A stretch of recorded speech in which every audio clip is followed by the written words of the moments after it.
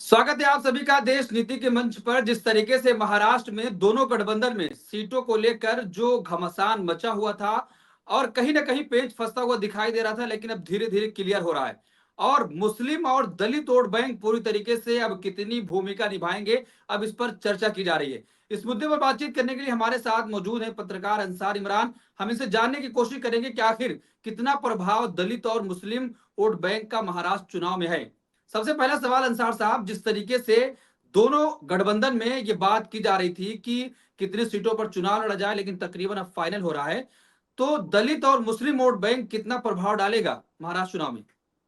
देखिए, ये बात तो मान के चलिए कि मुसलमान और दलित जो वोट बैंक है, खासतौर पे महाराष्ट्र के अंदर दलित के साथ उसमें आप वो भी डालिए, बौद्ध कम्युनिटी को भी डालिए, तो एक हम्म। बड़ा वोट बैंक है।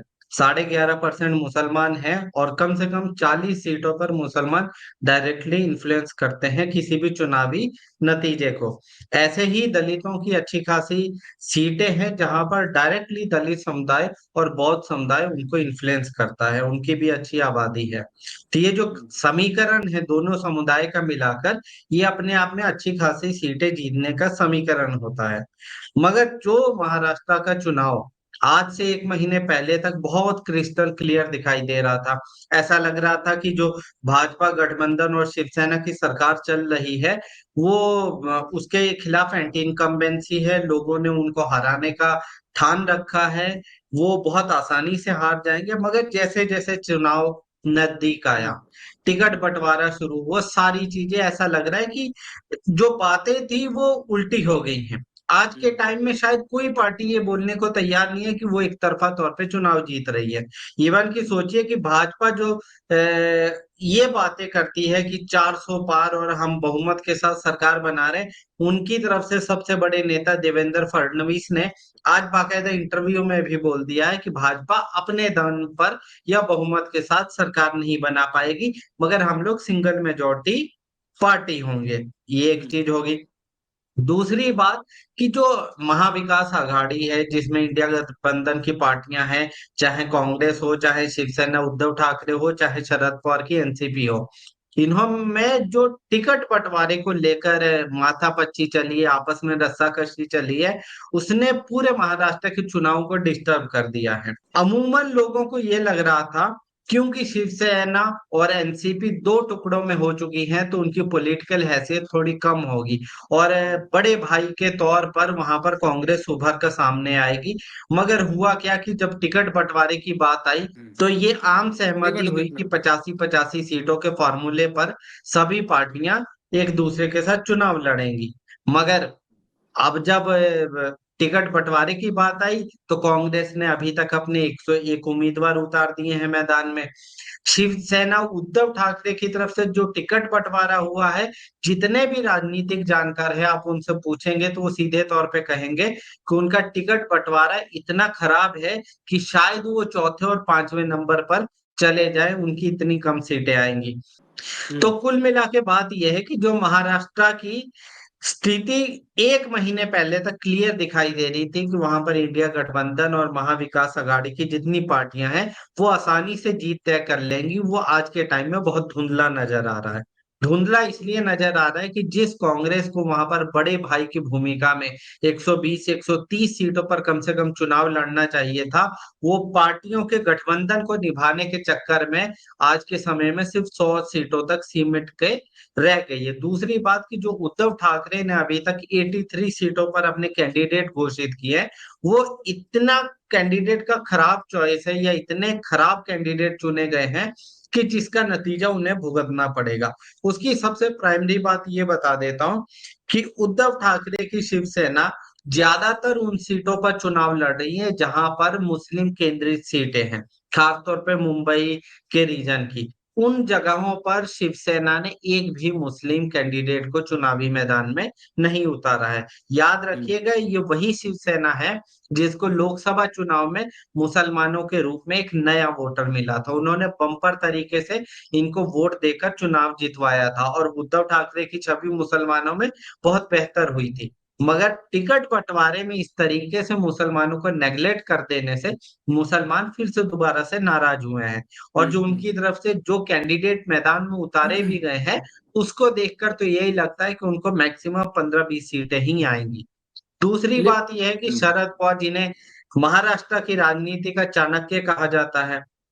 पहली बात कि उनकी पार्टी टूट के दो हिस्सों में हो गई है। हम्म। मेजोरिटी उनकी पार्टी का अजीत पवार के पास है, उनके पास है नहीं एमएलए के रूप हम्म। में। इसके हम्म। बावजूद शरद पवार ने जब अपनी पार्टी की तरफ से अभी तक 67 पहले थी, कल भी उन्होंने कुछ कैंडिडेट 9 या 8 कैंडिडेट को अनाउंस किया, टोटल 76 कैंडिडेट अनाउंस कर दिए, उसमें सिर्फ 2 मुसलमानों को टिकट दिया। सोचिए, हम्म। जिन पार्टियों का मेजॉरिटी स्टेक होल्डर या एक मुश्त वोट करने वाला स्टेक होल्डर मुसलमान हो, उसको टिकट बंटवारे में आपने एकदम दरकिनार कर दिया है। ऐसे ही हम्म। कांग्रेस की बात कर ले, तो कांग्रेस जो कहती थी कि हम मुसलमानों को जब विधानसभा का चुनाव आएगा उस चुनाव में मुसलमानों की हिस्सेदारी देंगे, तो उन्होंने भी अभी तक 101 सीटों में से केवल 7 मुसलमानों को उम्मीदवार बनाया है। ये हम्म। सब बातें मैं इसलिए बता रहा हूं कि महाराष्ट्र के अंदर बाकी देश की तरह स्थिति नहीं है।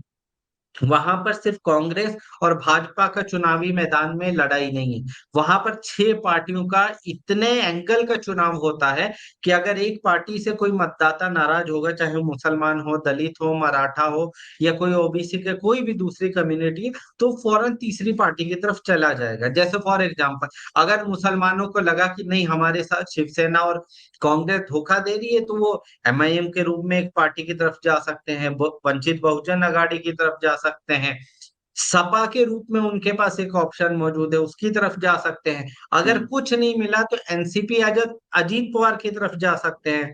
तो इतने मल्टीपल एंगल्स हैं कि कोई भी इस बात को क्लेम नहीं कर सकता कि फला वोटर तो मेरे साथ इंटैक्ट रहेगा, चाहे मैं उसके साथ कुछ भी कर लूं, उसे लेकिन हिस्सेदारी लेकिन दूं अंसार चाहे साहब, ना लेकिन दूं जिस टिकट। तरीके से जब लोकसभा के नतीजे आए थे, तो जो 7 सीटें हैं, 5 में से इंडिया गठबंधन जीत दर्ज करी थी और 4 पर कांग्रेस को वहां पर सीटें मिली थी। तो क्या जिस तरीके से लोकसभा में दलित वोट पूरी तरीके से शिफ्ट हुआ था महाराष्ट्र में, महायुति गठबंधन को छोड़कर वो आया था महाविकास अघाड़ी की तरफ, क्या लोकसभा में यही देखने को मिलेगा?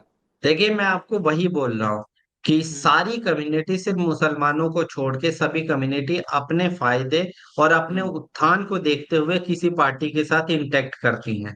अगर हम्म। आप उस कम्युनिटी के उत्थान के लिए क्या आपका रोड मैप है उसको साबित कर पाएंगे, उसको बता पाएंगे, तभी वो कम्युनिटी आपके साथ इंटेक्ट रहेगी।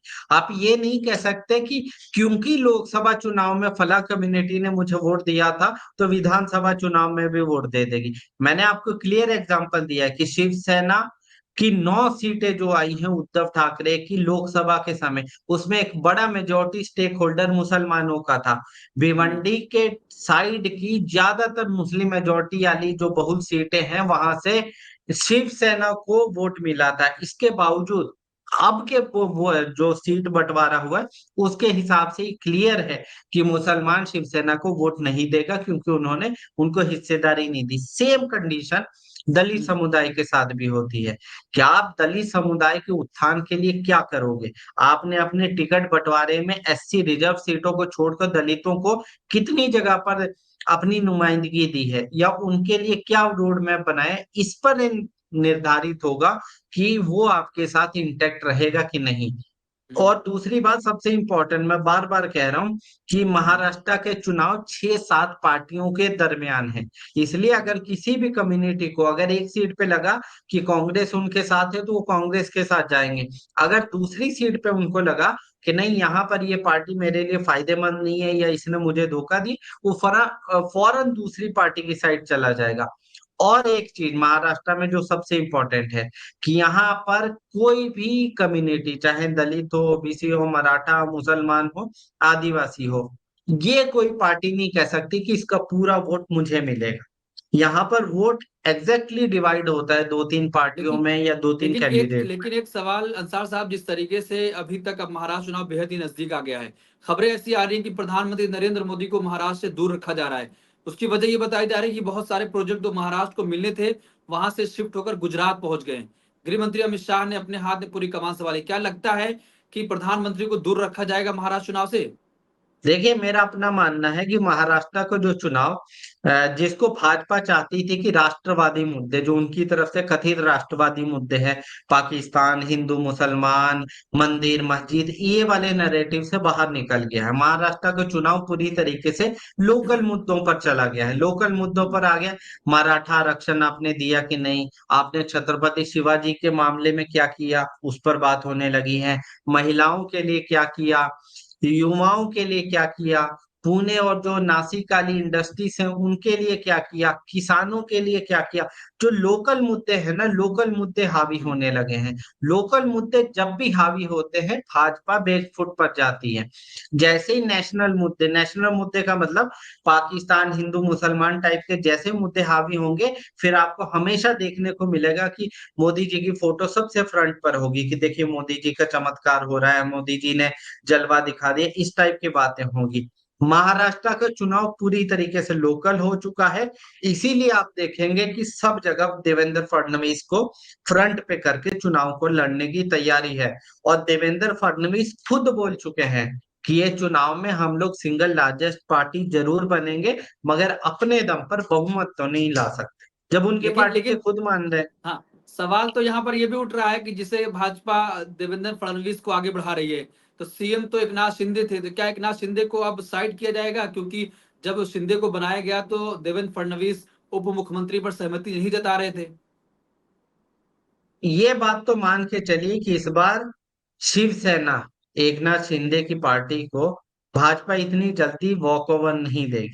अगर भाजपा की सीटें 100 प्लस हुई, 100 से ऊपर गई, तो भाजपा तो मुख्यमंत्री अपना ही बनाएगी। एकनाथ शिंदे को वो सीट नहीं देंगे, ये कंफर्म है। और 80 सीटें उनको दी गई हैं मैक्सिमम, अगर वो जीत भी जाएंगे तो 30-40 सीटें जीतेंगे। 30-40 सीटों की बुनियाद पर अगर वो सीएम पद मांग रहे, तो शायद उस टाइम गठबंधन के चक्कर में उनको दोबारा से सरकार बनानी थी, हो गया।